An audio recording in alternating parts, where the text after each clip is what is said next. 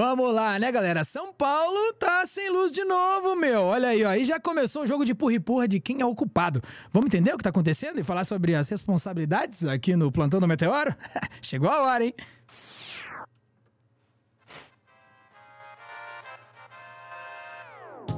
E pra falar sobre isso, estou aqui com ela, Sofia Labanca. Sofi, deixaram os paulistas todos no escuro, mais de 500 mil imóveis aí ainda no escuro até hoje, às 2 da tarde. E no fim das contas, essa responsabilidade do governo federal, meio difusamente jogada pelo Nunes de qualquer jeito ali, tá fazendo sentido nem pra base dele, imagine pra nós, né? Pois é, né? A nossa querida Daiane já falou um pouquinho aqui em outro momento do nosso plantão sobre como o Nunes tentou jogar a responsabilidade para o governo federal. E esse jogo aí de empurra-empurra tá indo longe, né? Só para recordar o pessoal, terceiro dia já, né? O dia 14 já é o terceiro dia em que centenas de milhares de paulistanos ficaram sem luz. E a Enel não estava sequer se arriscando a dizer quando que ia voltar com essa luz, né? A gente pode até mostrar lá na Carta Capital, que vai nos contar ali, né? Que presidente da Enel não garante prazo para restabelecimento de energia em São Paulo. Só para explicar, isso aqui aconteceu numa coletiva de imprensa ontem, domingo, dia 13. E daí o que ele falou? No quarto parágrafo ali, eu não consigo dar uma previsão exata de quanto tempo levará para restabelecer totalmente o serviço. Atuaremos para que isso aconteça o mais rápido possível. Nosso foco é o cliente. A gente vai ver logo que esse nosso foco é o cliente não é necessariamente verdade. Mas, enfim, isso aí acabou trazendo bastante lembranças do ano passado, né? Quando aconteceu a mesma coisa. Estilo, não faz um ano, São Paulo estava sem luz desse jeito também.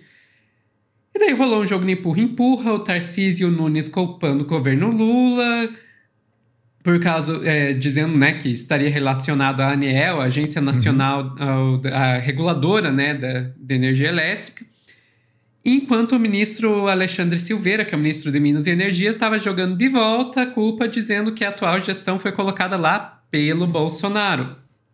Enquanto isso, a Enel, né, a empresa responsável pela distribuição de energia no estado de São Paulo, estava falando em danos severos, com quilômetros de fios e postes precisando ser substituídos. A gente pode pegar e ir lá para o ICL Notícias, que o William De Luca ele dá uma explicação muito boa de por que a Enel pegar e colocar a culpa nos fios, né, na fiação, é de uma cara de pau assim imensa. Vamos ver. Vamos lá, tá na tela. A gente não é otário. Em 2005, o então prefeito de São Paulo, José Serra, obrigando que as concessionárias de energia elétrica em São Paulo enterrassem todos os cabos da cidade. 2005. Em 2015, o então prefeito Fernando Haddad publicou uma portaria exigindo que a lei fosse cumprida. 250 quilômetros fossem retirados todos os anos, só que essa medida foi suspensa pela justiça. A pedido de quem, Vivian? Uma chance para você adivinhar. Das concessionárias de energia elétrica. As concessionárias falaram não tem como fazer isso. A medida vai custar 100 bilhões de reais, vai levar 33 anos para terminar. Então nós não podemos fazer. Hoje, 2024, a Enel está culpando os fios de energia elétrica que estão aparentes e não enterrados. As mesmas concessionárias que disseram que não podiam cumprir a medida que está na lei em São Paulo, que em 2005, governo de José Serra, depois 2015, governo de Fernando Haddad, a lei não foi cumprida, os fios não foram enterrados. A gente está vendo as árvores caindo por falta de efetividade da prefeitura de cuidar disso. E aí a gente está 500 mil pessoas sem energia elétrica em São Paulo até agora. Nossa, brincadeira, né, galera? E aí, Sophie, conta pra mim, então, não quis gastar os 100 bilhões pra fazer a manutenção, pra fazer o que tinha que ser feito ali, cumprir a lei. Por quê? Porque foi investir em novos jeitos de trazer energia de uma maneira mais limpa, foi investir na segurança da coisa, em contratar melhores quadros. O que realmente a Enel fez com essa grana que não quis gastar? Deu pra acionista. Que dúvida, né, galera? Que dúvida! Pode colocar aí na tela reportagem do Luiz Guilherme Gerbelli, que saiu no Estadão, né? A gente tem aí apagão em São Paulo. Enel tem participação do governo da Itália e cortou funcionários. Veja raio-x. Aí ele vai contar que é uma empresa que originalmente era uma empresa estatal, italiana, mas que passou a ter participação aí de acionistas. E a gente não vai ler a reportagem inteira porque ela é bem longa, mas vai dizer aí que em 3 anos aqui no Brasil, de 2020 a 2023, ela diminuiu de 27 para 15 mil empregados, né, trabalhadores, que isso já também que tem aí como prioridade distribuir os dividendos para os acionistas. Então, não é para trabalhador, não é para investir em tecnologia, não. Pega o dinheiro, manda para os acionistas, reduz o número de trabalhadores que poderiam estar ajudando uma situação dessas e dane-se o cliente, Pior né? a Que eles qualidade do falaram que era a serviço. prioridade deles, aparentemente não. Sim. E se isso já aconteceu ano passado, nada foi feito para evitar que acontecesse de novo, olha, até rolou uma CPI em São Paulo para investigar isso aí. E, para grande ironia do destino, isso até foi noticiado aqui no Meteoro na época, a CPI ficou sem luz. No meio da sessão da CPI caiu a luz. Não, é possível. Da gente. Câmara de Vereadores. É uma coisa sensacional. Caramba. E daí a gente pode ir mais uma vez para o ICL Notícias, só que agora no site e não no YouTube, que vai nos lembrar de uma coisa dessa época da CPI da Enel. Que a gente lê aqui no ICL Notícias, reportagem da Bria Abramo. Em CPI da Câmara, aliados de Nunes barraram investigação sobre precarização da Enel. Tcharam! Governistas impediram convocação de secretário das subprefeituras para explicar a situação. Olha só, o Nunes que agora joga a culpa no governo federal, quando estava tendo CPI investigando a Enel do desastre anterior, no qual ele já era prefeito, vale lembrar, ele era o prefeito, os aliados dele estavam tentando impedir a CPI. Olha só que coisa, né? Que te parece. Os caras são muito cara de pau, né, Sophie? É engraçado porque parece que eles acham que as coisas acontecem e somem, né? Hoje em dia nada some, né, malandro? Tipo, tá aqui, ó. Aliados do governistas impediram convocação do secretário de subprefeituras para explicar a situação da precarização do serviço da Enel, que já tava ali... Não podia ser diferente, né, Sophie? Naquela queda, naquela troca ali de 30 mil, mais de 25 mil funcionários para 15 mil deles sem reposição, sem essa preocupação em repor isso aí, com certeza, né? Na hora de uma emergência, um problema ia ser muito mais difícil de resolver. O que a gente não imaginou é que iam acontecer tantos problemas tão seguidamente com tantas pessoas e sem resolução, né?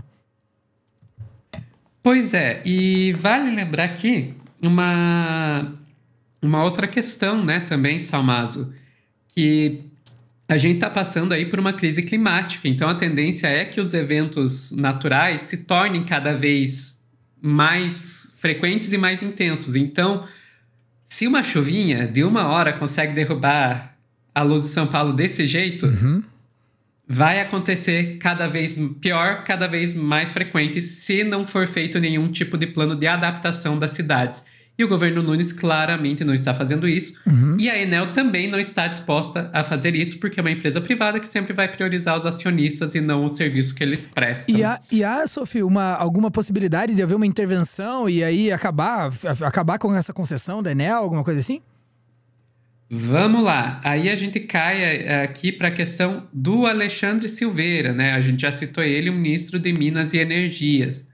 Daí a gente pode pegar e colocar na tela, Salmazo, aqui a reportagem do Brasil 247. Alexandre Silveira acena ao fim da concessão da Enel. Empresa sofre onda de críticas após um novo apagão que deve durar dias, iniciado poucas horas da chuva. Aqui a gente pode ir para o segundo parágrafo que vai falar ali, ó. Determinei a abertura de... Isso é o ministro, né, se dirigindo à ANEEL, né, a Agência Nacional de Energia Elétrica. Determinei a abertura de processo administrativo para averiguar as falhas e transgressões da concessionária, com a aplicação das sanções cabíveis, incluindo a declaração de caducidade. Declaração de caducidade seria justamente encerrar a concessão antes do que era previsto, porque a previsão que seria só em 2028, né, que teria que ser renovada essa concessão. Agora, o ministro Alexandre Silveira disse isso, mas no meio desse jogo de empurra que estava rolando, acusaram Alexandre Silveira de estar falando em renovar a concessão poucas horas antes de acontecer a queda da luz. O Alexandre Silveira chegou aí no Twitter desmentir isso, dizendo, olha, como é que eu podia estar falando de renovar o contrato, sendo que o contrato vai até 2028, né? Que, inclusive, vai além do mandato do Lula, né? Então, não tem garantia nenhuma de que ele vai ser ministro até lá. Só que deu ruim pro Alexandre Silveira. Por quê? Porque acharam o vídeo dele. Ele estava na sexta-feira, dia 11 de outubro de 2024, no Fórum Internacional do Grupo Esfera, que aconteceu em Roma, na Itália. E lá ele falou, e gente, tem vídeo disso. Nós, no ramo de distribuição, está aqui a Enel, permitimos, e o ministro Bruno Dantas, que é o presidente do TCU, acompanhou de perto a antecipação dos contratos de renovação de distribuição para modernizar, para exatamente preparar a distribuição no Brasil, para digitalizar a distribuição, para a gente poder recepcionar mais energia limpa e renovável com segurança. Então, os desafios são muitos e continua aí. Então, de fato, ele estava pouco tempo antes de cair a luz falando em renovar. O discurso mudou quando teve essa queda de energia.